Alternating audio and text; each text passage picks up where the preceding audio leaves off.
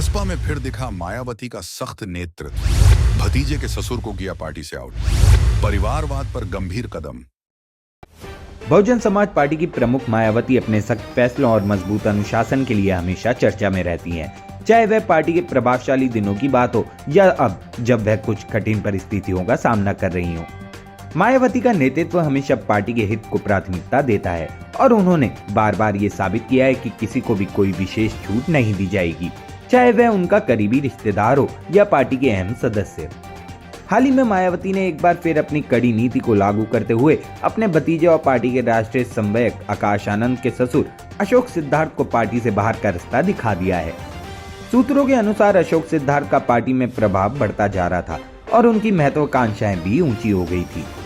उनका ये रवैया मायावती के लिए चिंता का कारण बन गया, क्योंकि वे पार्टी के अनुशासन को बनाए रखने में विश्वास रखती हैं।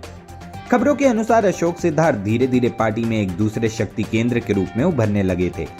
उनके घर पर पार्टी नेताओं का आना जाना बढ़ गया था, जो मायावती तक भी पहुंचा। जब उन्होंने ये महसूस किया कि सिद्धार्थ का प्रभाव पार्टी के हित के लिए सही नहीं है, तो मायावती ने उन्हें दिल्ली बुलाकर अपनी नाराजगी जाहिर की और उन्हें स्थिति में सुधार की चेतावनी दी। लेकिन जब सिद्धार्थ ने अपनी गतिविधियों में कोई बदलाव नहीं किया, तो मायावती ने बिना देरी किए उन्हें पार्टी से बाहर का रास्ता दिखा दिया। यह कोई पहला मौका नहीं था जब मायावती ने इस तरह के कठोर कदम उठाए हों।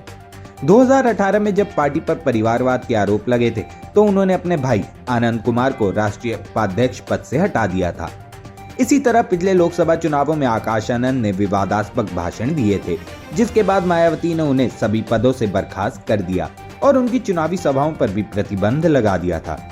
हालांकि बाद में पार्टी कार्यकर्ताओं के दबाव में आकर उन्होंने आकाश आनंद को फिर से राष्ट्रीय समन्वयक और अपना उत्तराधिकारी नियुक्त किया। मायावती का ये सख्त रवैया ये दर्शाता है कि वह पार्टी की मजबूती और अनुशासन को कभी भी कमजोर नहीं होने देना चाहती, चाहे परिस्थितियां कैसी भी हों।